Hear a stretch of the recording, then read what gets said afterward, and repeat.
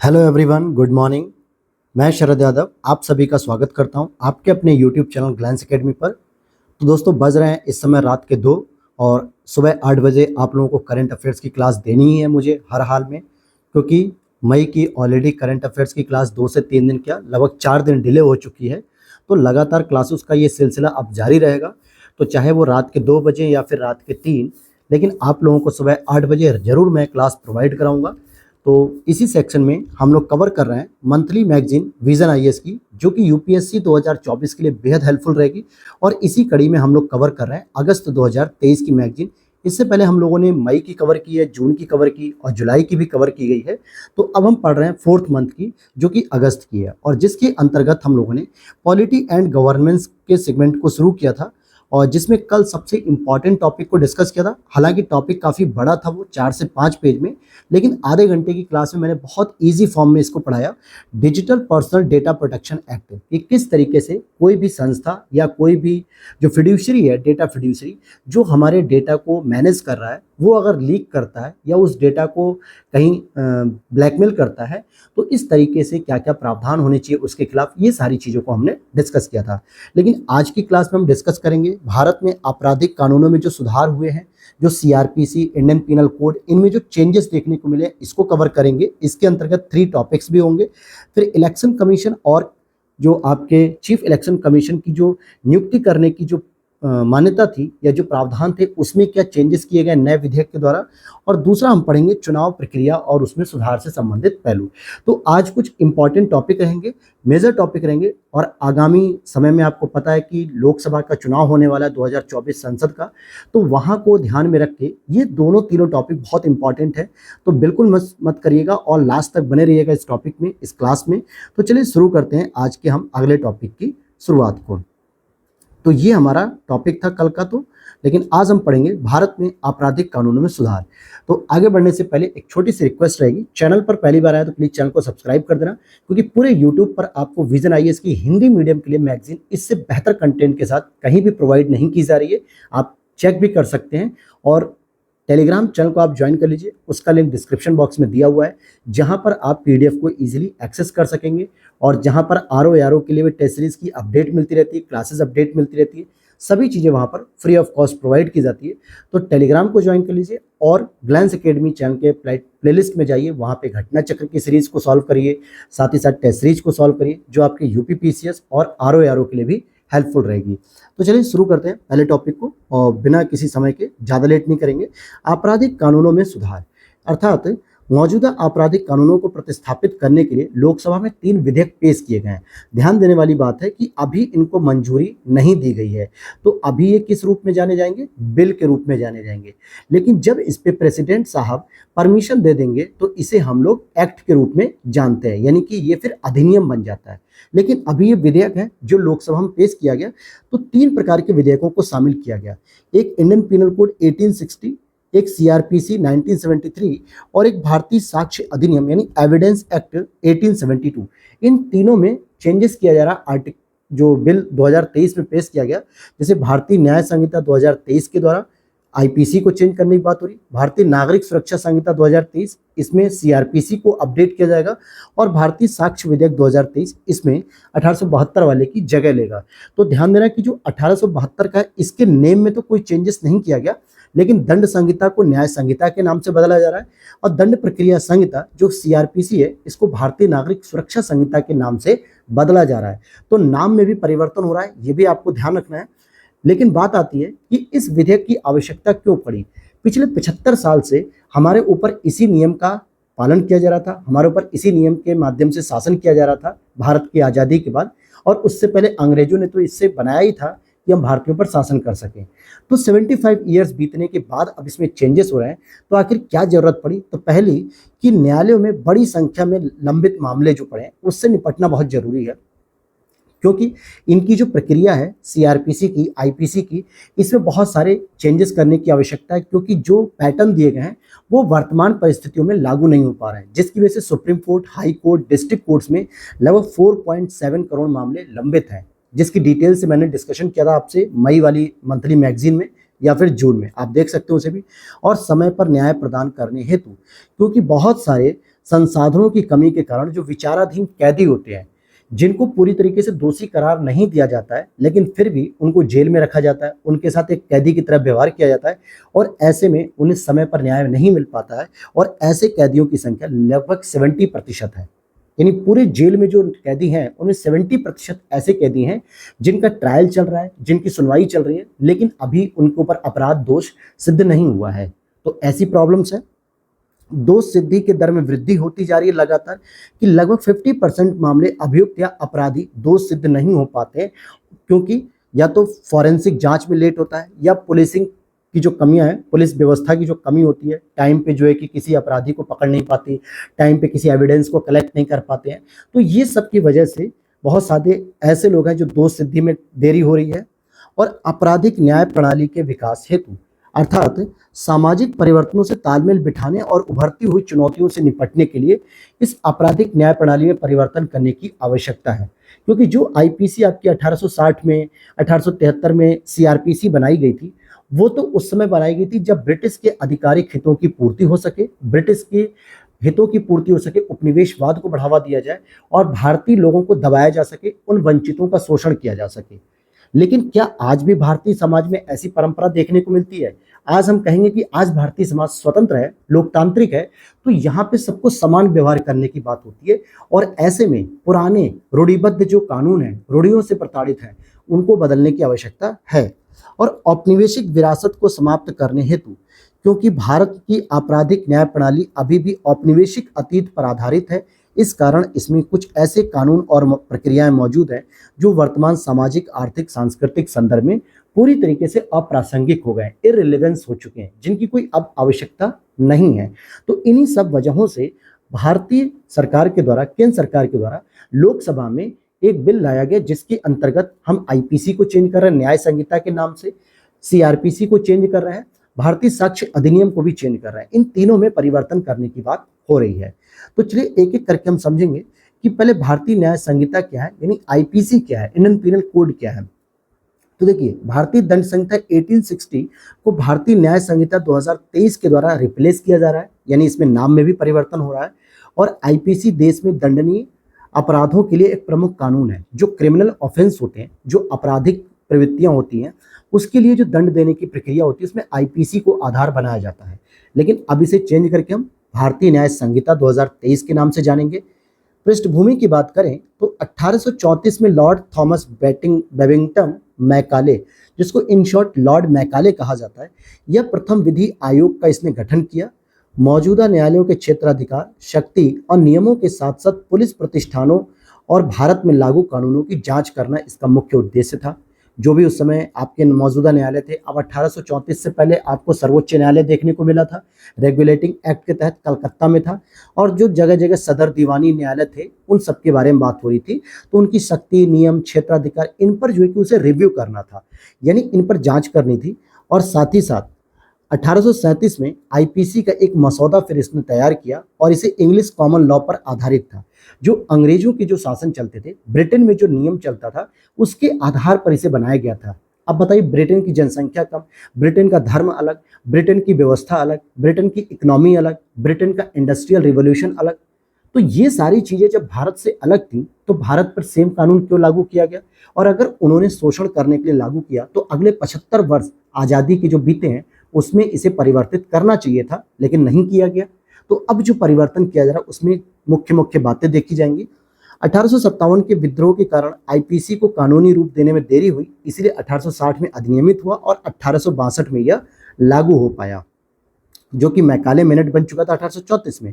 लेकिन अब स्वतंत्रता के बाद इसमें कई बार संशोधन किए गए और जटिल कानून संहिता बन गया, जिस के द्वारा अब ये जो नया विधेयक लाया जा रहा है तो उसका लक्ष्य क्या किया गया है कि कानून व्यवस्था को मजबूत करेंगे, कानूनी प्रक्रियाओं को सरल बनाएंगे, मौजूदा कानूनों को आम जन की वर्तमान स्थिति के लिए प्रासंगिक बनाया जाएगा। इसलिए आईपीसी में ये सारे चेंजेस किए जाएंगे। और जैसे अगर हम बात करें कि कुछ मुख्य बिंदुओं पर, तो आईपीसी में जो राजद्रोह दिया था, तो अब नए विधेयक में क्या परिवर्तन किया गया? तो राजद्रोह की बात करेंगे तो इस विधेयक में राजद्रोह यानी आईपीसी की धारा 124 संबंधी अपराध को हटा दिया गया है। ध्यान देने वाली बात है, बहुत इंपॉर्टेंट है। इसके बजाय यह निम्नलिखित हेतु दंड का प्रावधान करता है। अर्थात आईपीसी की धारा जो 124A के तहत राजद्रोह को एक अपराध की श्रेणी में मान लिया जाता था कि अगर कोई व्यक्ति भारत की एकता अखंडता के खिलाफ कुछ बोलता है या कुछ ऐसे कृत्य करता है जिससे भारत की संप्रभुता एकता अखंडता को चुनौती मिलती है या वो प्रॉब्लम में आ सकती है, संवेदनशील हो सकती है, कोई दंगा हो सकता है उसकी वजह से, तो इस व्यक्ति को राजद्रोह के तहत एक आपराधिक गतिविधि में संलिप्त पाया जाता था। लेकिन अब 124 ए के तहत अपराध की श्रेणी से इसे हटा दिया गया, बल्कि राजद्रोह में अब और क्या है विद्रोह, अलगाववादी गतिविधियां, जैसे अभी खालिस्तानियों की जो मांग हो रही है पंजाब में और इसकी गोरखालैंड की मांग हो रही है, सशस्त्र विद्रोह और विध्वंसक गतिविधियों को बढ़ावा देना या इसका प्रयास अगर कोई करेगा तो उस पर राजद्रोह का मुकदमा लगेगा। अलगाववादी गतिविधियों से संबंधित भावनाओं को अगर प्रोत्साहित किया जाए, जैसे G20 की मीटिंग जब खत्म हुई तो आपने देखा होगा कनाडा और भारत के संबंधों में थोड़ा सा टकराव देखने को मिला, क्योंकि कनाडा सरकार के द्वारा खालिस्तानियों का समर्थन किया गया, जो कि भारत में खालिस्तानी एक क्या है, आतंकवाद की दूसरी शाखा के रूप में देखने को मिल रहा है। तो ये प्रॉब्लम आ रही है। तो ऐसे में कोई भी ऐसी गतिविधि करोगे अगर आप अलगाववादी, तो ये आपके लिए खतरनाक साबित होगी और भारत की संप्रभुता एकता और अखंडता को अगर आप खतरे में डाल रहे हो तो राजद्रोह का मुकदमा आप पर चल सकता है। और जिसके तहत माना जा रहा है कि केवल भाषण देने से ही नहीं, अगर आप आज के समय में चाहे वो शब्दों के रूप में, संकेत के रूप में या इलेक्ट्रॉनिक मीडिया के रूप में या वित्तीय साधनों का अगर प्रयोग कर रहे हो, अब ये बताइए 1860 में जब ये आईपीसी बनी थी तब न तो भारत में कोई इलेक्ट्रॉनिक मीडिया थी, न व्हाट्सएप था, न फेसबुक था, न ट्विटर, न इंस्टाग्राम, न यूट्यूब, कोई ऐसी सोशल साइट्स नहीं थी, सोशल वेबसाइट नहीं थी, सोशल मीडिया नहीं थी। लेकिन आज सोशल मीडिया पे सबसे अधिक फेक न्यूज़ फैलाई जाती है, सबसे अधिक आतंकवादी गतिविधियों को बढ़ावा दिया जाता है, मनी लॉन्ड्रिंग के केस देखे जाते हैं। तो इन सभी चीज़ों से निपटने के लिए वर्तमान प्रासंगिकता के अनुसार इन कानूनों में परिवर्तन करना था और अब 7 वर्ष की कैद की सजा या आजीवन कारावास तथा जुर्माने का प्रावधान किया गया है राजद्रोह के लिए। ये नई जो है की विचारधारा है, मतलब नया जो है की कानून है, इसको याद रख लेना। दूसरा है आतंकवाद की अगर हम बात करें तो देश की एकता अखंडता और सुरक्षा को खतरे में डालना, आम जनता को डराना, सार्वजनिक व्यवस्था को बिगाड़ना, ये सभी कुछ आतंकवादी कृत्यों में शामिल किया जाता है। इसके अलावा भी कुछ और आतंकवादी में आता है, जैसे हत्या कर देना, जीवन के लिए खतरा पैदा करना या भय का संदेश फैलाना, बंदूक वगैरह चलाना, खतरनाक पदार्थों का प्रयोग करना, ये सभी आतंकवाद की गतिविधि में आएगा। संपत्ति को नष्ट कर रहे हो, आवश्यक सेवाओं को बाधित कर रहे हो, ये भी आतंकवाद की गतिविधि में आएगा। अब आवश्यक सेवा का मतलब क्या है? जब आपने देखा होगा 2019 में केंद्र सरकार के द्वारा किसानों के खिलाफ एक बिल लाया गया था, तो किसानों ने क्या किया, दिल्ली बॉर्डर पे और बदरपुर बॉर्डर पे, सिंधु बॉर्डर पे ट्रांसपोर्ट को रोक दिया, नेशनल हाईवेज को जाम कर दिया। तो ये जो नेशनल हाईवे को रोका गया, आवश्यक सेवाएं थी, इसको बाधित कर दिया गया, तो ये सभी अब किस में आएगी? आतंकवादी गतिविधि में आएगी। गैर कानूनी गतिविधियां यानी UAPA, unlawful activity prevention act 1967, इसकी दूसरी अनुसूची समेत जितने भी गैर कानूनी तरीके से काम होंगे वो सभी के सभी किसमें? आतंकवाद में आएंगे। वहीं अब तीसरी बात करें तो इसी तरीके से राजद्रोह आतंकवाद की तरीके से ही एक संगठित अपराध को भी इसमें शामिल कर दिया गया है, जैसे निरंतर गैर कानूनी गतिविधि करना, जैसे अपहरण, जबरन वसूली, कॉन्ट्रैक्ट लेकर हत्या कर लेना, भूमि पर कब्जा, वित्तीय घोटाला, साइबर अपराध या हिंसा, धमकी, गैर कानूनी तरीकों से अपराध करना, ये सभी कुछ संगठित अपराध के अंतर्गत आएंगे। और अगर ऐसा कोई भी आप काम कर रहे हो तो IPC की धारा के तहत अब आपको इसमें सजा मिलेगी। लेकिन उस IPC का नाम बदल दिया गया, अब भारतीय दंड संहिता नहीं बल्कि भारतीय न्याय संहिता किया गया है। तो अब हम उसे IPC न कह के बल्कि क्या कहेंगे? IJC, और 2023 के नाम से जानेंगे, अर्थात इंडियन जस्टिस कोड, भारतीय न्याय संहिता 2023। और अब इसके प्रभाव क्या हो सकते हैं? इसमें जो परिवर्तन किया जा रहा है, तो पहला प्रभाव देखने को मिलेगा कि व्यक्तिनिष्ठ व्याख्या हो सकेगी, अर्थात आपराधिक गतिविधि की अस्पष्ट जो परिभाषाएं और अनुचित प्रयोग का कारण बन सकती हैं, तो साथ ही वाक अभिव्यक्ति की स्वतंत्रता को प्रभावित करने के भी कारण बन सकती हैं। तो ये एक प्रभाव देखने को मिल सकता है। पुलिसिंग संबंधी शक्तियों में वृद्धि देखने को मिलेगी, पुलिस कार्रवाई जो कमियों की कार्रवाई करने की विवेकाधीन शक्तियों में वृद्धि देखने को मिलेगी। तो हो सकता है पुलिस अब इसमें मनमाने ढंग का प्रयोग करे, जो कि भारतीय समाज में हम देखते हैं कि पुलिस का जो छवि है वो सकारात्मक नहीं है, पुलिस की छवि नकारात्मक है। तो ये एक नकारात्मक छवि में और वृद्धि कर सकता है और मौजूदा मुकदमों में और विलंब देखने का मतलब मिलेगा कि विलंब होगा और जो है कि अतिरिक्त बोझ बढ़ने की समस्याएं भी बढ़ सकेंगी। तो ये एक प्रॉब्लम आएगी। चलिए अब हम देखते हैं CRPC में क्या चेंज किया जा रहा है और जिसका नया नाम किया गया है 2023 में भारतीय नागरिक सुरक्षा संहिता, जो कि दंड प्रक्रिया संहिता यानी कि क्रिमिनल प्रोसीजर कोड 1973 को प्रतिस्थापित करेगा। और इसमें जो निर्धारित अपराधों के लिए गिरफ्तारी, अभियोजन, जमानत अर्थात कि अरेस्ट, बेल, इन सभी प्रक्रिया संबंधित प्रावधान किए गए हैं कि जो भी व्यक्ति होगा अगर उसने कोई अपराध किया है, जो भी अपराध किया हो, तो उसके लिए गिरफ्तारी की बात होगी या फिर अभियोजन की बात होगी या फिर जमानत की बात होगी, ये सभी चीजें उसमें मेंशन होंगी। पृष्ठभूमि की बात करें तो सीआरपीसी को सर्वप्रथम 1882 में ब्रिटिश संसद द्वारा अधिनियमित किया गया था। हालांकि इसमें कई सारे संशोधन किए गए समय समय पे, लेकिन भारत के विधि आयोग ने अपनी 41वीं रिपोर्ट में व्यापक स्तर पर संशोधन करने के लिए सिफारिश की और 1973 में इसका नया निर्माण किया। लेकिन अब जो 2023 में विधेयक आ रहा है, तो इसमें क्या क्या चेंजेस करने को देखेंगे कि विचाराधीन कैदियों की हिरासत, कहा जा रहा है कि जो कैदी विचाराधीन है, अर्थात अभी जिसके लिए supreme court, high court, district court, किसी भी कोर्ट में अगर कोई मुकदमा चल रहा है, उसके ऊपर सुनवाई चल रही है, यानी अभी वो दोषी सिद्ध नहीं हुआ है, अभी वो अपराधी सिद्ध नहीं हुआ है, लेकिन अभी वो विचाराधीन कैदी है, तो इसलिए उसको जेल में रखा गया है। अगर ऐसा पहली बार अपराध करने वाले किसी व्यक्ति ने निर्धारित अधिकतम कारावास की अवधि में से 1/3 अवधि को हिरासत में बिता दिया है, तो उसे जमानत पर रिहा किया जा सकता है।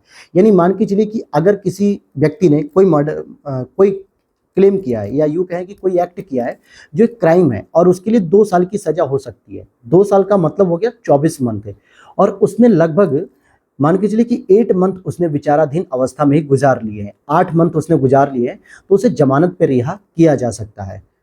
और दूसरा, अगर हम बात करें कि अगर मान लीजिए किसी आरोपी व्यक्ति ने जांच या सुनवाई के दौरान उस अपराध की कारावास की अधिकतम अवधि का आधा हिस्सा अगर हिरासत में बिता लिया, तो उसे निजी बॉन्ड पर भी रिहा किया जा सकता है। दूसरी परिवर्तन क्या देखने को मिलेगा इस विधेयक में, इलेक्ट्रॉनिक मोड में अब सुनवाई होगी। सभी प्रकार की सुनवाई, जांच, कार्रवाई इलेक्ट्रॉनिक मोड में आयोजित की जा सकती है, जो कि कोविड-19 के बाद बहुत तेजी से बढ़ी। आरोपी व्यक्ति की मेडिकल जांच, इसके अंतर्गत कोई भी पुलिस अधिकारी विशेष मामलों में जैसे बलात्कारों में आरोपी व्यक्ति की मेडिकल की जांच का अनुरोध कर सकता है, ये पता करने के लिए कि क्या उसने किसी का बलात्कार किया या नहीं किया, या किसी के साथ अगर बलात्कार हुआ है तो नहीं हुआ है, ये सारी चीजें। और फॉरेंसिक जांच, ठीक है, और फॉरेंसिक जांच को भी अब अनिवार्य बताया गया है उन अपराधों में जिनमें कम से कम 7 वर्ष के कारावास के दंड का प्रावधान है। क्योंकि इससे पहले क्या होता था कि फॉरेंसिक जो जांच हुआ करती थी वो निश्चित नहीं थी कि किस वर्ष के कारावास में होगी। हालांकि कम से कम अब 7 वर्ष की अगर सजा मिल रही है किसी में, तो उसमें हम फॉरेंसिक जांच करा सकते हैं, अर्थात कि ये चीजें। और हस्ताक्षर और उंगलियों की छाप यानी फिंगरप्रिंट, किसी व्यक्ति के हस्ताक्षर, हैंड राइटिंग, उंगलियों की छाप, आवाज के नमूने एकत्र करने की अनुमति भी प्रदान की जाती है, चाहे वो व्यक्ति गिरफ्तार किया गया हो या नहीं। कार्यवाहियों के लिए समय सीमा निर्धारित की जाएगी और अपराधी की गैर मौजूदगी में भी सुनवाई की जाएगी। यह घोषित अपराधी की गैर मौजूदगी में मुकदमे की सुनवाई करने और फैसला सुनाने का प्रावधान करता है। क्योंकि अक्सर ऐसा होता है कि जो अपराधी होता है वो सोचता है कि मैं जितनी बार कोर्ट में नहीं जाऊंगा, मेरी सुनवाई नहीं होगी, तो मुझे तारीख पे तारीख मिलती रहेगी। लेकिन अब क्या होगा, अब जो नया प्रावधान आया है कि अगर कोई व्यक्ति जो अपराध किया है, अपराधी है, अगर वो बार बार कोर्ट में पेश नहीं भी होता है, तो भी उसकी गैर मौजूदगी में भी कोर्ट क्या करेगी, उस पर सुनवाई करेगी, उसके वकील से बात करेगी, और साथ ही साथ उसके खिलाफ जो भी एक्शन लिया जाएगा उस पर वो दंड देने के लिए भी बात करेगी। अच्छा, सजा के मामले में राजनीतिक छूट पर रोक लगा दी गई है। ध्यान देने वाली बात है इसको कि इस विधेयक में निम्नलिखित प्रावधान भी किए गए कि मृत्यु दंड को मात्र आजीवन कारावास में बदला जा सकता है, और आजीवन कारावास की सजा को 7 वर्ष की कैद से कम नहीं किया जा सकता है अगर राजनीतिक छूट वगैरह है इस सब चीज़ों पे। अब इसका प्रभाव क्या मिलेगा कि मामलों का शीघ्र निपटान हो सकेगा। बिल्कुल सही बात है, क्योंकि जब समय सीमा हमने निर्धारित कर दी गई है, प्रक्रिया निर्धारित कर दी गई, पुलिस को जो है कि काम सौंप दिए, फॉरेंसिक लैब की बात को हमने प्रूफ कर दिया कि 7 वर्ष से अगर अधिक की सजा मिल रही है कम से कम, तो उसमें फॉरेंसिक जांच होनी चाहिए। प्रौद्योगिकी का एकीकरण, अब हम ऑनलाइन सुनवाई भी करेंगे, डिजिटल सुनवाई करेंगे, तो ये भी जो है कि मदद मिलेगी। पीड़ितों के अधिकार में सुधार देखने को मिलेगा, क्योंकि किसी भी पुलिस स्टेशन में एफआईआर अगर दर्ज की जाती है, तो चाहे अपराध कहीं भी हुआ हो, वो ऑनलाइन मीडियम से या इलेक्ट्रॉनिक मीडिया के माध्यम से हम सुनवाई कर सकेंगे। जांच प्रक्रिया में निष्पक्षता बरती जाएगी, और साथ ही साथ हिरासत की अवधि में वृद्धि, अर्थात गिरफ्तार व्यक्ति को पुलिस हिरासत में भेजने की अवधि में वृद्धि कर दी गई है। तो ये सभी परिवर्तन होने से हम कह सकते हैं कि हाँ, जो अब चेंजेस किए जा रहे हैं नए नए सीआरपीसी में, आईपीसी में, भारतीय साक्ष्य अधिनियम में, तो ये वाकई काबिले तारीफ है, जो पहले ही हो जाने चाहिए थे। लेकिन अब जो किए जा रहे हैं वो भी ठीक, वो कहते हैं ना, देर आए दुरुस्त आए, मतलब लेट से ही सही, लेकिन अच्छी नौकरी मिलनी चाहिए, चपरासी वाली नहीं। हमें चाहे 2 साल और लग जाएं, लेकिन बनेंगे तो आईएएस, नहीं तो एसडीएम, चपरासी नहीं बनेंगे। तो देर आए दुरुस्त आए वाली हाल हुआ है यहाँ पर। तीसरा इसमें जो प्रावधान था वो था भारतीय साक्ष्य अधिनियम, जिसमें नाम में कोई परिवर्तन नहीं है, ये 2023 है, जो कि भारतीय साक्ष्य अधिनियम 1872 को प्रतिस्थापित करेगा। जो भारतीय साक्ष्य अधिनियम 1872 में अधिनियमित किया गया था, उसका जो उद्देश्य था कि साक्ष्यों से संबंधित कानूनों को समेकित करना था, और इन साक्ष्यों के आधार पर न्यायालय किसी निष्कर्ष पर पहुंचता था और निर्णय सुना देता था। ठीक है, निर्णय सुना देता था। लेकिन अब क्या किया जा रहा है, अब यह हो रहा है कि साक्ष्य के रूप में इलेक्ट्रॉनिक या डिजिटल रिकॉर्ड की भी स्वीकार्यता है। इसका मतलब अगर आपने किसी को फोन पर ऑन कॉलिंग किसी से कोई बात कर ली, कहा कि भाई मैंने मर्डर कर दिया उस व्यक्ति का और उसकी फैमिली को मैंने नहीं बताया, या उस लड़की के साथ किसी ने बलात्कार कर दिया, व्हाट्सएप पर उसकी वीडियो शेयर कर दी, या व्हाट्सएप पर उससे संबंधित कोई चैटिंग शेयर कर दी, तो ये भी प्रूफ के तौर पर मान लिया जाएगा। तो इसीलिए आप लोग भी ध्यान दिया करिए कि इलेक्ट्रॉनिक मीडिया का अगर प्रयोग कर रहे हैं, इलेक्ट्रॉनिक गैजेट्स का, तो व्हाट्सएप, फेसबुक, ट्विटर, इंस्टाग्राम, इन सभी चीज़ों पे ऐसी चीज़ों को शो करिए, ऐसी बातों को लिखिए जो आपके खिलाफ कभी भविष्य में सबूत ना बन पाए। हो सकता है भविष्य में कब कहाँ किसके खिलाफ सबूत बन जाए, ये कोई प्रूफ नहीं होता है। आगे देखते हैं। अब जैसे यहाँ पर मौखिक साक्ष्य की बात करेंगे, तो मौखिक साक्ष्य के अंतर्गत जांच के दौरान किसी तथ्य के संबंध में गवाहों द्वारा न्यायालय के समक्ष दिए गए बयान शामिल होते हैं। इलेक्ट्रॉनिक रूप से दी गई सूचना को भी मौखिक साक्ष्य अब माना जाएगा। यानी अगर आपने फोन कॉल पे ही जज साहब को अगर बता दिया कि हाँ साहब मैंने ये क्राइम किया है, तो उसे भी साक्ष्य मान लिया जाएगा। और संयुक्त सुनवाई का प्रावधान किया जा रहा है, मतलब एक ही अपराध के लिए एक से अधिक व्यक्तियों पर मुकदमा चलाने से संबंधित है। अगर कोई एक अपराध है और उसमें कई सारे व्यक्ति संलिप्त हैं, तो उसमें एक से अधिक व्यक्तियों पर मुकदमा एक साथ आप चला सकते हो। लेकिन अब इसके भी कुछ प्रभाव देखने को मिलेंगे, जैसे इलेक्ट्रॉनिक साक्ष्य के प्रयोग में वृद्धि होगी, क्योंकि आजकल हर व्यक्ति, लगभग भारत का हर तीसरा व्यक्ति इलेक्ट्रॉनिक मीडिया का यूज कर रहा है, इलेक्ट्रॉनिक गैजेट्स का यूज कर रहा है, सोशल वेबसाइट्स का यूज कर रहा है, चाहे वो गूगल हो, ट्विटर हो, इंस्टाग्राम, फेसबुक, याहू, व्हाट्सएप, इन सभी चीज़ों का भारत में आज मैक्सिमम लोग प्रयोग कर रहे हैं। तो कहीं ना कहीं इलेक्ट्रॉनिक साक्ष्य में वृद्धि होगी और निजता संबंधी समस्याएं भी उत्पन्न होंगी, जो मैंने डेटा से रिलेटेड पॉइंट को कल डिस्कस किया था इससे लास्ट क्लास में बहुत ही डिटेल से। तो ये दोनों प्रॉब्लम भी यहाँ पर देखने को मिलेंगी।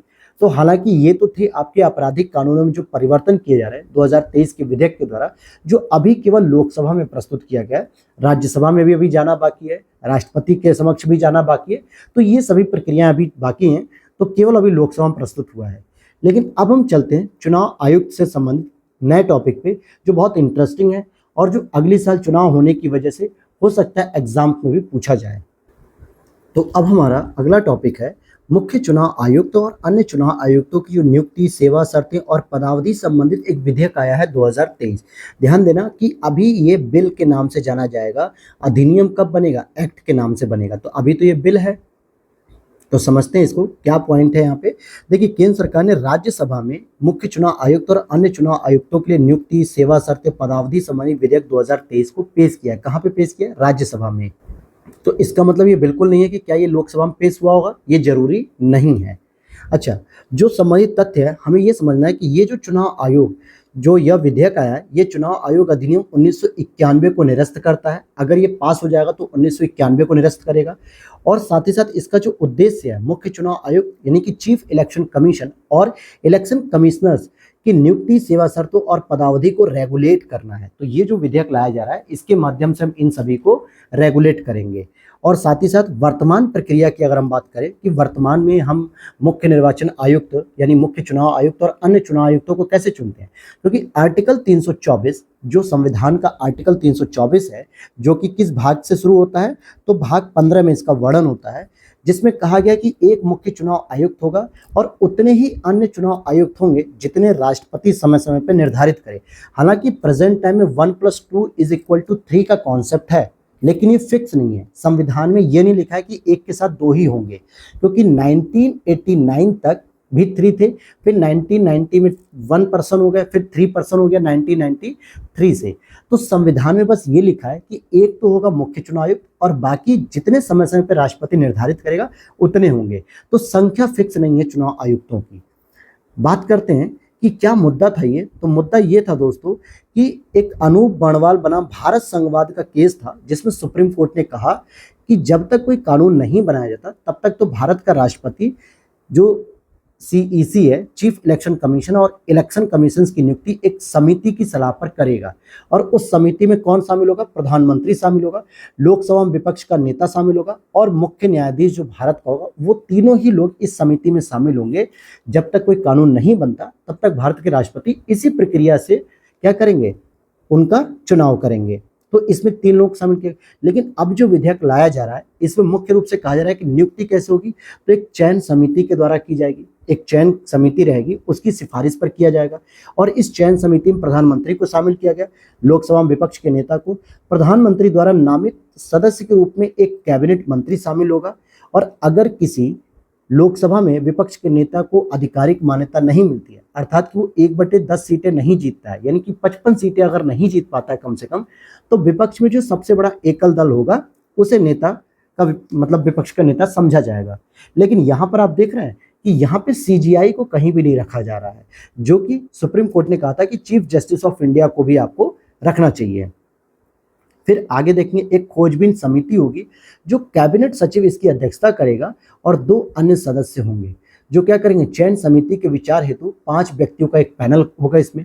और इनकी योग्यता की बात करेंगे तो सचिव के पद के समकक्ष इनकी कम से कम रैंक होनी चाहिए या ऐसे पद पर वह रह चुका हो। इससे नीचे के व्यक्ति को आप इलेक्शन कमीशन का पद नहीं दे सकते।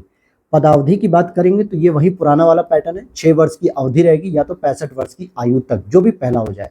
पुनर्नियुक्ति के लिए पात्र नहीं होंगे दोनों ही लोग, न तो चीफ इलेक्शन कमीशन और न ही इलेक्शन कमीशन। लेकिन जब किसी इलेक्शन कमीशन को प्रमोट करके चीफ इलेक्शन कमीशन के रूप में नियुक्त किया जाएगा तो उसका जो कार्यकाल होगा वो अलग अलग नहीं होगा, बल्कि दोनों ही पोस्ट पर मिला के 6 वर्ष से अधिक नहीं होगा।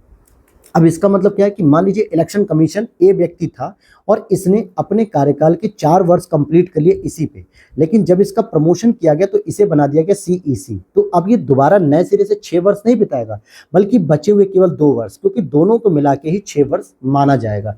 ये वही कह रहा है कि दोनों को मिला के कुल मिला के 6 वर्ष से अधिक नहीं हो सकता। वेतन भत्ते की बात करेंगे तो कैबिनेट सचिव के समान होंगे। पद से हटाना या त्यागपत्र करना, ये एक इंपॉर्टेंट पॉइंट रहेगा जो आपको समझना चाहिए कि 324 आर्टिकल में कहा गया कि उसी रीति से आप सीईसी को हटा सकते हो। चीफ इलेक्शन कमीशन, मुख्य निर्वाचन अधिकारी को आप तभी हटा सकते हो जैसे सुप्रीम कोर्ट के न्यायाधीश को हटाने के लिए रीति अपनाई जाती है। और वो रीति क्या होती है? दोनों सदन के एक ही सत्र में हटाने के लिए एक प्रस्ताव पारित होगा और राष्ट्रपति एक आदेश द्वारा उसे पद से हटा सकता है। ध्यान देना, इसके लिए एक विशेष बहुमत का प्रयोग होता है जिसमें प्रत्येक सदन द्वारा कुल सदस्य की संख्या के बहुमत द्वारा और कम से कम 2/3 बहुमत द्वारा मतदान करने वाले लोगों के बहुमत से हम हटाएंगे। लेकिन एक बात ध्यान देना कि ये जो पद हटाने की बात हो रही है ये सीईसी की हो रही है, यानी चीफ इलेक्शन कमीशन की, इलेक्शन कमीशन की नहीं हो रही है, क्योंकि ईसी को केवल और केवल सीईसी की सिफारिश के आधार पर ही हटाया जा सकता है। और जो कौन हटाएगा मेरे दोस्तों? राष्ट्रपति हटाएगा। तो ध्यान देना कि इलेक्शन कमीशन यानी कि जो चुनाव आयुक्त है, इनको हटाने के लिए सदन में किसी भी प्रकार का प्रस्तुत जो प्रस्ताव होता है वो पेश नहीं किया जाता। किसको हटाने के लिए पेश किया जाता है? केवल और केवल मुख्य चुनाव अधिकारी को, जबकि मुख्य चुनाव अधिकारी के सिफारिश पर ही राष्ट्रपति चुनाव आयुक्त यानी इलेक्शन कमीशन को हटाते हैं। और अगर कार्य संचालन करते समय, हालांकि इनके सभी कार्य सर्वसम्मति से होते हैं यानी आम सहमति से, लेकिन अगर फिर भी किसी विषय पर अगर मतभेद हो जाए तो यहाँ पर बहुमत से निर्णय होगा, बहुमत के आधार पर ही निर्णय किया जाएगा। अब विधेयक से जुड़ी चिंताएं क्या हैं? यहाँ पर जो ये विधेयक आ रहा है इसमें पहली चिंता तो यही है कि सुप्रीम कोर्ट के आदेश के खिलाफ यानी भारत के मुख्य न्यायाधीश को इस चयन प्रक्रिया से बाहर कर दिया गया, जो कि अनूप बर्णवाल केस में कहा गया था। वहीं निष्पक्षता या तटस्थता की बात करेंगे तो सत्तारूढ़ दल का वर्चस्व देखने को मिलेगा, क्योंकि एक तो पीएम चयन समिति में शामिल हो रहे हैं, दूसरा पीएम के द्वारा अपॉइंटेड जो कैबिनेट स्तर का जो मंत्री होगा, तो यानी 2 व्यक्ति तो सत्तारूढ़ दल के हो गए, समझ रहे हैं? 2 व्यक्ति सत्तारूढ़ दल के हो गए और एक होगा लोकसभा का विपक्ष का नेता। तो वो कितना ही प्रभावी होगा जब सत्तारूढ़ दल का व्यक्ति बैठा है। तो कहीं ना कहीं सत्तारूढ़ दल यानी कि सरकार की ओर झुका होगा, और ऐसे में पात्रता और मानदंड का कोई वैल्यू रह नहीं जाएगी, और न ही तो सीईसी या ईसी की कोई स्वतंत्रता का पॉइंट रह जाएगा, क्योंकि कार्यपालिका राजनीतिक कार्यपालिका के नियंत्रण में लाने से स्वतंत्र और निष्पक्ष चुनाव आयोग कराने की अवधारणा फीकी पड़ जाएगी, यानी कमजोर पड़ जाएगी। तो ये एक मुद्दा होगा। लेकिन फिर भी हम ऐसी परिस्थितियों में भी आगे की राह ये निकालेंगे कि इलेक्शन कमीशन जो चुनाव आयुक्त है, इनको अगर आप पद से हटाना चाह रहे हो तो आप चीफ इलेक्शन कमीशन की प्रक्रिया के आधार पर नहीं, बल्कि आर्टिकल नंबर 324(5) में संशोधन करिए और 2 चुनाव आयुक्तों को हटाने की प्रक्रिया को भी मुख्य चुनाव आयुक्त के हटाने की प्रक्रिया के समान बनाया जाए, जिससे उन्हें एक संवैधानिक संरक्षण मिल सकेगा। नहीं तो कई बार ऐसा होता है कि जो इलेक्शन कमीशन होते हैं, जो चुनाव आयुक्त होते हैं, वो अगर मुख्य चुनाव आयुक्त के विपरीत जाके काम कर रहे हैं, तो ऐसी स्थिति में मुख्य चुनाव आयुक्त राष्ट्रपति को सिफारिश देकर उसे पद से हटवा सकता है। तो कहीं ना कहीं चुनाव आयुक्त भी उसी तरीके से चाल चलेगा, उसी तरीके से काम करेगा जैसा इलेक्शन कमीशन के मुख्य चुनाव आयुक्त चाहेंगे। तो कहीं ना कहीं राजनीतिक बंटाधार होगा इसमें, इसीलिए उसके भी पद को संवैधानिक संरक्षण देने का प्रावधान किया जाना चाहिए और बहुहितधारक दृष्टिकोण अपनाया जाना चाहिए, जिसमें प्रमुख न्यायविदों, भारत के मुख्य न्यायाधीश, स्वतंत्र विशेषज्ञों, नागरिक समाज के सदस्यों को शामिल करके इसके बहुहितधारक पे चर्चा करनी चाहिए। वरिष्ठता के सिद्धांत का पालन किया जाना चाहिए। विधि आयोग की सिफारिश थी कि चुनाव आयुक्त की पदोन्नति वरिष्ठता के आधार पर ही होनी चाहिए, यानी इलेक्शन कमीशन जो है, ईसी जो है, जो वरिष्ठ होगा उसी को हम सीईसी बनाएंगे।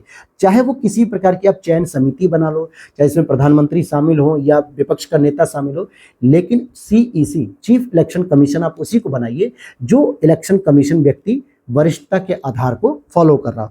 और व्यापक परामर्श, विधेयक को अंतिम रूप देने से पहले सरकार को विपक्षी दलों, कानूनी विशेषज्ञों और हितधारकों से व्यापक रूप से विचार विमर्श करना चाहिए, क्योंकि एक बार अगर ये परिवर्तन हो गया तो भारत की पूरी चुनाव प्रणाली किसी एक राजनीतिक दल के हाथ की कठपुतली बन के रह सकता है, या फिर और भी ज्यादा स्वतंत्र और निष्पक्ष होकर काम कर सकता है। दोनों बातों में से कुछ भी हो सकता है।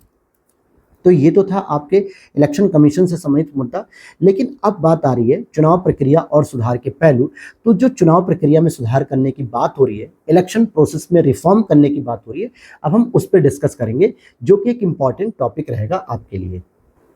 तो इसमें हम देखेंगे सुधार प्रक्रिया में कि कार्मिक लोक शिकायत विधि और न्याय विभाग से संबंधित संसदीय स्थायी समिति ने चुनाव प्रक्रिया के विशिष्ट पहलुओं और उनमें सुधार पे एक रिपोर्ट जारी की है, जिसमें ये कहा गया कि चुनाव का महत्व क्या है, लोकतांत्रिक शासन, राजनीतिक प्रतिनिधित्व, सामाजिक प्रगति पर उनके प्रभाव का विश्लेषण किया गया, जो कि विभिन्न पहलुओं पर जांच की गई, जैसे कि सामान्य अथवा एकल मतदाता सूची के जरिए मतदाताओं की भागीदारी और व्यापक प्रतिनिधित्व की बात की गई।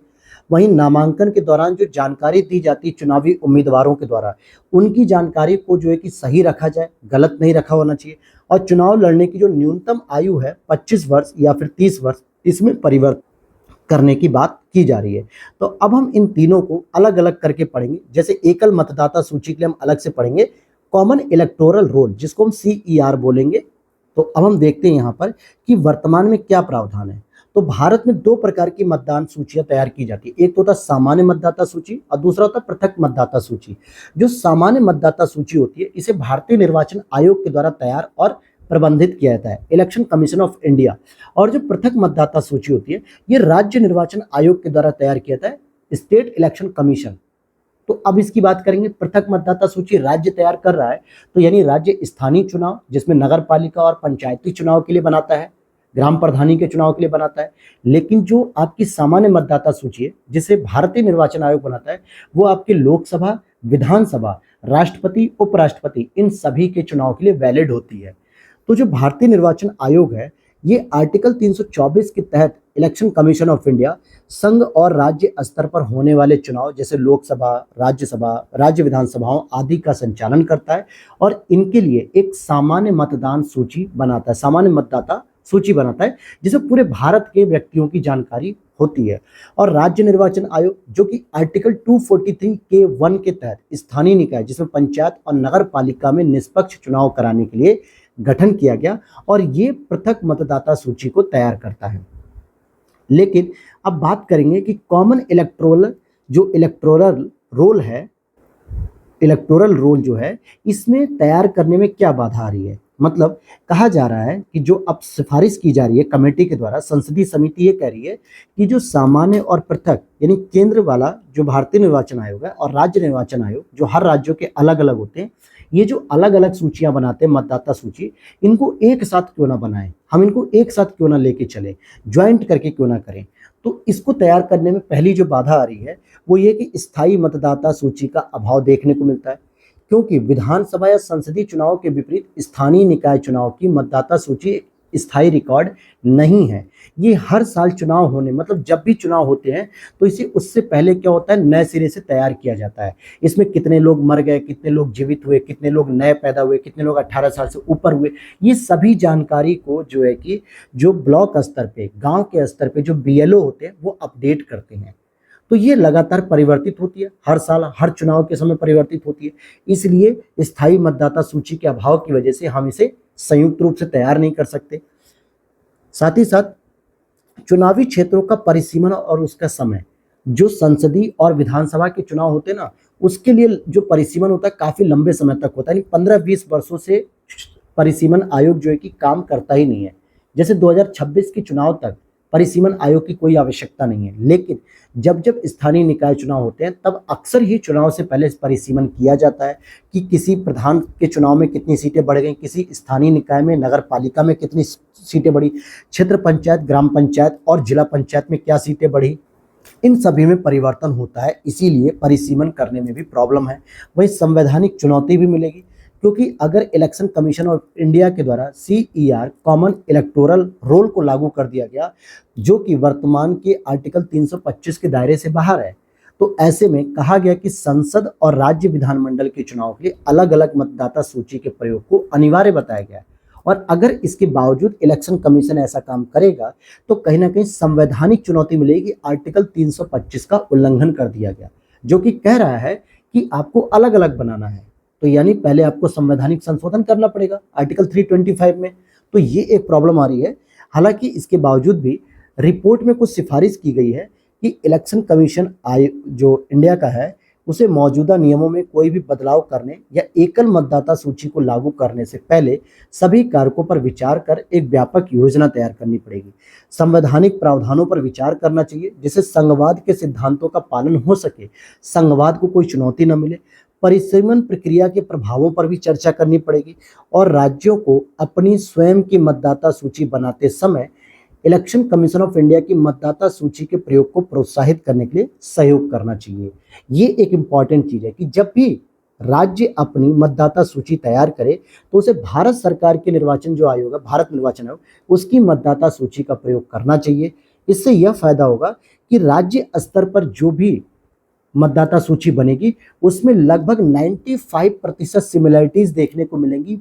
कौन सी? भारतीय निर्वाचन आयोग की बनाई गई मतदाता सूची के तहत। तो इसमें कहीं ना कहीं सिमिलरिटी होने पर हम एकीकृत अर्थात कॉमन इलेक्टोरल रोल की तरफ आगे बढ़ते हुए दिखेंगे। तो इसे राज्य के स्तर पर भी प्रोत्साहित किया जाना चाहिए। वहीं विधिक प्रावधान और वैकल्पिक तंत्र भी स्थापित करना चाहिए ताकि कोई भी अगर मुद्दा उठता है तो उस पर हम तुरंत समाधान कर सकें। और अब हम इसी तरीके से दूसरे पॉइंट को डिस्कस करेंगे कि चुनाव के लिए नामांकन दाखिल करने के समय जो गलत घोषणाएं दी जाती हैं उम्मीदवारों के द्वारा, तो उनके लिए क्या सजा का प्रावधान है या क्या चीज। तो सत्यनिष्ठा सुनिश्चित करने हेतु सरकार चुनावी उम्मीदवारों को झूठा या गलत घोषणाएं या शपथ पत्रों को दाखिल करने से रोकने हेतु कठोर कदम उठाए। हालांकि वर्तमान में निर्वाचनों का जो संचालन नियम 1961 है उसमें कहा गया कि चुनाव में उम्मीदवार अपनी संपत्ति, देनदारी, एजुकेशन के बारे में सब कुछ डिटेल देंगे फॉर्म 26 और इसमें दाखिल करना अनिवार्य है। और अगर उन्होंने कोई भी जानकारी अगर अधूरी दी या गलत दी तो उनको जो जन प्रतिनिधित्व अधिनियम जो है उसकी धारा 125A के तहत दंडनीय अपराध घोषित किया जाएगा। इसीलिए जो भी उम्मीदवार है उसे पूरी जानकारी देनी होती है। ये तो वर्तमान का प्रावधान हो गया। लेकिन अब जो रिपोर्ट में कहा जा रहा है, यानी कि जो विधेयक में कहा जा रहा है कि शपथ पत्रों के लिए सत्यापन प्रक्रिया शुरू करनी चाहिए सरकार को, सबसे पहला काम। और RPA 1951 में झूठी घोषणा या शपथ पत्र को स्पष्ट रूप से परिभाषित करो कि किसे आप झूठी घोषणा मानते हो। और अगर कोई व्यक्ति धारा 125A के तहत अगर कोई व्यक्ति गलत जानकारी दे रहा है तो उसे जो 6 माह की सजा मिलती थी उसे बढ़ा के आप 2 वर्ष कर दो। इससे फायदा क्या होगा कि जिस भी व्यक्ति को अगर 2 वर्ष की सजा मिल गई या उससे अधिक की, तो वो अगले 6 वर्ष तक जो है कि चुनाव लड़ने के लिए अयोग्य हो जाएगा। जैसे लालू प्रसाद यादव जी को चारा घोटाले में 2 वर्ष की सजा दे दी गई, और 2 वर्ष की सजा देने का मतलब ही था कि 6 वर्ष तक आगे आप चुनाव नहीं लड़ सकते। आपको लेटेस्ट एग्जाम्पल बता देता हूँ कि आपने देखा राहुल गांधी को मोदी सरनेम पर, मोदी टाइटल नेम पर गुजरात हाईकोर्ट के द्वारा 2 वर्ष की सजा सुनाई गई। 2 वर्ष की सजा सुनाने का मतलब था क्योंकि इन्हें चाहिए था कि हम जो विपक्ष के राहुल गांधी है उनको पूरी तरीके से साफ कर दे, अर्थात संसद की सदस्यता भी जाएगी और अगले 6 वर्ष तक वो चुनाव नहीं लड़ सकते थे। तो ये जो है कि मुद्दा रहा, और इसी वजह से, लेकिन जब वो उन्होंने सुप्रीम कोर्ट में अपनी याचिका दी तो हालांकि वहां से उन्हें रियायत दी गई कि ये जो सजा दी गई थी 2 वर्ष की, उस पर रोक लगा दी गई है, क्योंकि 2 वर्ष की सजा अगर आप दे दोगे तो किसी भी कैंडिडेट को अगले 6 वर्ष तक चुनाव लड़ने का मौका नहीं मिलेगा। तो ये एक किया जा सकता है कि 6 माह से बढ़ाकर 2 वर्ष कर दो ताकि वो अगले 6 साल तक भी चुनाव न लड़ पाए। और अयोग्यता संबंधी मामलों का शीघ्र ही समाधान किया जाना चाहिए, जिससे हर व्यक्ति जो है कि सही मामले में अपनी जानकारी दे और सही तरीके से चुनाव हो सके। और इसी में मतदान करने और चुनाव लड़ने की न्यूनतम आयु के बीच समानता स्थापित करने पर फोकस किया जा रहा है। क्या फोकस किया जा रहा है? क्योंकि मतदान करने की जो आपकी एज है वो तो है 18 साल, और न्यूनतम आयु चुनाव लड़ने की जो एज है वो है या तो 25 साल या फिर 30 साल।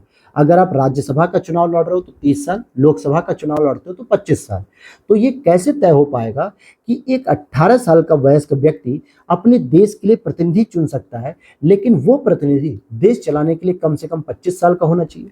ये तो कॉन्ट्राडिक्टरी हो गया दोस्तों, विरोधाभास की स्थिति हो रही है। तो इन दोनों में सिमिलरिटी लाने की बात की जा रही है। तो ऐसा क्यों?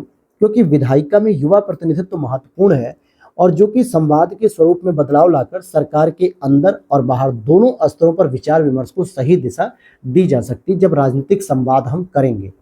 वर्तमान में प्रावधान ये है कि लोकसभा आर्टिकल 84 और राज्यसभा आर्टिकल 84, इन दोनों में अगर आप चुनाव लड़ते हो तो लोकसभा के लिए 25 वर्ष और राज्यसभा के लिए 30 वर्ष।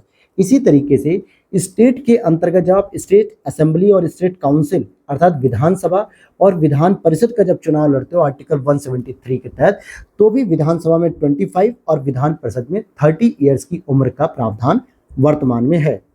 तो मुद्दा ये है कि केवल 2.2% सांसदों की आयु ही 30 वर्ष से कम है, यानी 30 वर्ष से कम है लोकसभा में, क्योंकि लोकसभा में चाहिए हमें मिनिमम 25 साल।